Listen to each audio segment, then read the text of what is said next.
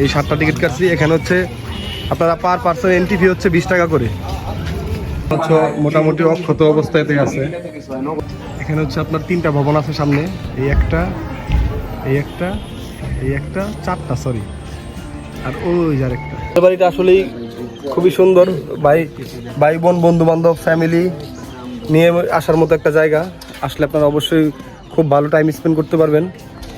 এটাই হচ্ছে সেই পুকুর, আপনারা দেখতে পারতেছেন পুকুরের ঘাটগুলো।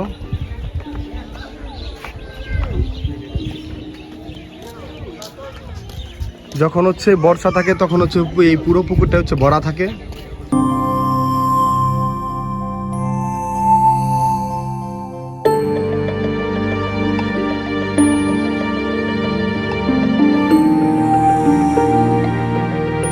আপনারা দেখতেই পাচ্ছেন এর ভিতরের পরিবেশ আসলে খুবই চমৎকার। বন্ধু বান্ধব মিলে না ঘোরাঘুরি করা যায় তাহলে ভাবে আসলে উপভোগ করা যায় না। তো সেজন্য হচ্ছে সব বন্ধু বান্ধব মিলে আজকে আমরা বেরিয়ে পড়েছি হচ্ছে মানিকগঞ্জের বালিয়াটি জমিদার বাড়িতে যাওয়ার জন্য। তো যেই কথা সেই কাজ, আমরা হচ্ছে খুব সকাল সকাল রওনা করে দিই বালিয়াটি জমিদার বাড়ি যাওয়ার উদ্দেশ্যে। তো আজকে আমরা এই ভিডিওর মাধ্যমে আপনাদের মাঝে শেয়ার করব বালিয়াটি জমিদার বাড়িতে আপনারা কিভাবে যাবেন এবং কি কি দেখবেন, আর সম্পূর্ণ বালিয়াটি জমিদার বাড়ির সৌন্দর্যটা আজকে আমরা এই ভিডিওর মাধ্যমে আপনাদের মাঝে তুলে ধরব।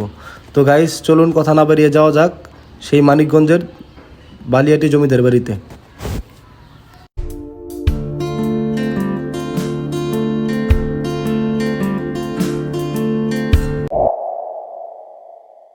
তো গাইস আমরা চাচ্ছিলাম না ঢুকার জন্য, কিন্তু ওরা হচ্ছে সেই টিকিট কেটেই ফেললে আমাদের ঢুকতে হবে। এই 7টা টিকিট কাটছি। এখানে হচ্ছে আপনারা পার পার্সন এন্ট্রি ফি হচ্ছে 20 টাকা করে। আর এই হচ্ছে গেট, এদিক দিয়ে হচ্ছে আমরা প্রবেশ করব।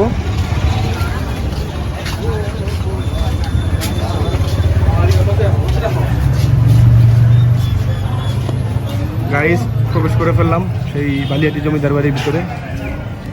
এখানে হচ্ছে আপনার 3টা ভবন আছে সামনে, এই একটা, এই একটা, এই একটা, 4টা সরি, আর ওই যার একটা।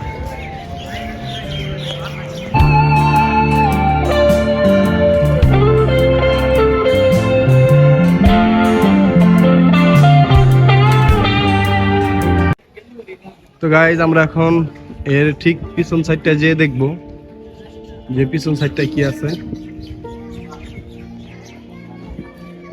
ও পিছনেও বিল্ডিং আছে আরো কয়েকটা,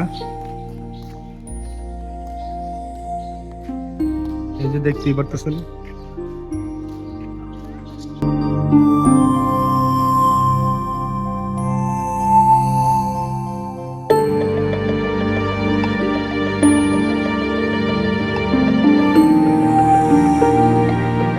রোডটা দিয়ে একটু সামনে যাব, তার সামনে গেলে হচ্ছে সামনে একটা পুকুর আছে। একটা পুকুরের মধ্যে হচ্ছে 7টা ঘাট বাধাই করা। তো চলুন আপনাদের দেখাচ্ছি। আপনারা দেখতেই পাচ্ছেন এর ভিতরের পরিবেশ আসলে খুবই চমৎকার। তো গাইস এটাই হচ্ছে সেই পুকুর, আপনারা দেখতেই পাচ্ছেন পুকুরের ঘাটগুলো।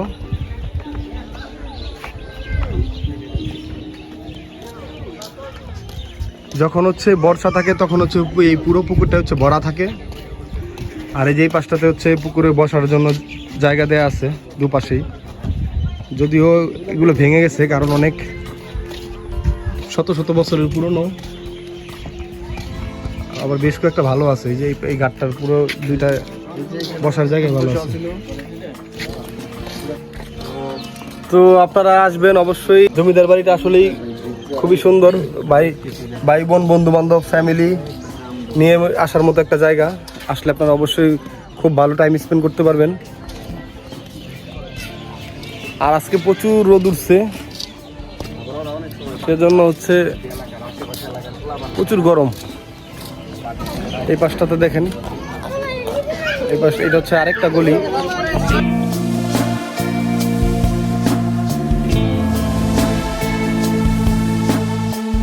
আর যেই পাশটাতে আরো বেশ কয়েকটা ভবন আছে, যদি অনেক পুরনো। এই একটা, এই যে একটা ডিটেইলস লেখা আছে, কোন জমিদার কোন তার ছেলে কিভাবে ব্যবহার করত। এই যে এই ভবনের সম্বন্ধে এই যে এই ব্যানারটার মধ্যে সবকিছু লেখা আছে। আসলে প্রত্যেকটা ভবনের সামনে এরকম আছে। যেগুলো মানে আর এটা হচ্ছে তাদের হচ্ছে কুয়ো, পানি ব্যবহার করে। এটা হচ্ছে তারা রাজাদের আমলে হচ্ছে তারা হচ্ছে এই কুয়া থেকে পানি উঠিয়ে ব্যবহার করতো, এখন হচ্ছে সেটা পরিত্যক্ত ঘোষণা করা হয়েছে, সেজন্য হচ্ছে তারা এই রডের এই গ্রিলটা দিয়ে হচ্ছে ঢেকে দিয়েছে।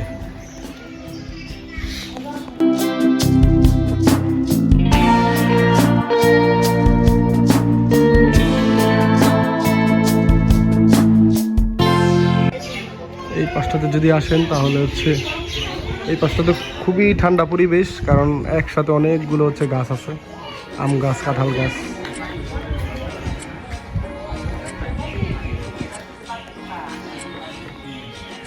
আসলে বালিয়াটি জমিদার বাড়িটা হচ্ছে বেশি বড় না, মোটামুটি ছোট বললেই চলে। এটা হচ্ছে আপনারা যদি চান হচ্ছে পুরোটা জমিদার বাড়ি ঘুরে দেখবেন, তাহলে হচ্ছে আপনারা 10-15 মিনিটের মধ্যেই হচ্ছে পুরো জমিদার বাড়িটা ঘুরে দেখে ফেলা সম্ভব।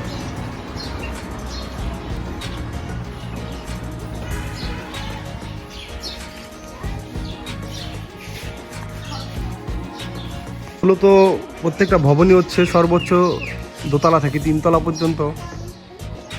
প্রত্যেকটা ভবনই হচ্ছে কয়েকটা আছে দোতলা, আর কয়েকটা হচ্ছে দোতলা থেকে 3 তলা পর্যন্ত।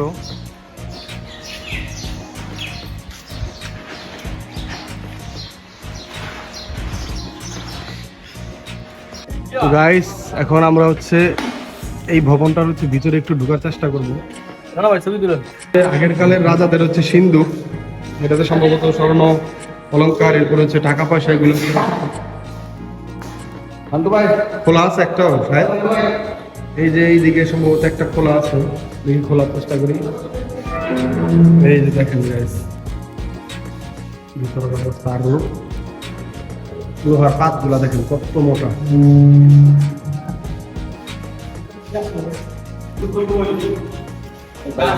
তো আমরা হচ্ছে এখন এই দিক দিয়ে হচ্ছে উপরের দিকে যাব, এই দিকটাতে। এটা হচ্ছে কাঠের সিঁড়ি, দেখতে পাচ্ছেন আপনারা।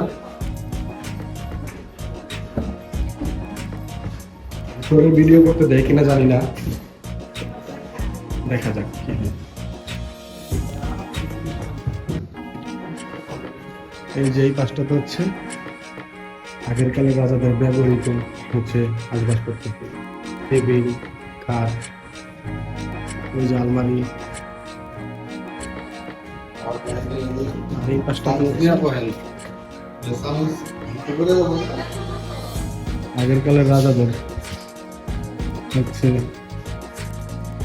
এই যে বালিয়াটি স্বর্গীয় রায় বাহাদুর হরেন্দ্র কুমার রায় চৌধুরী।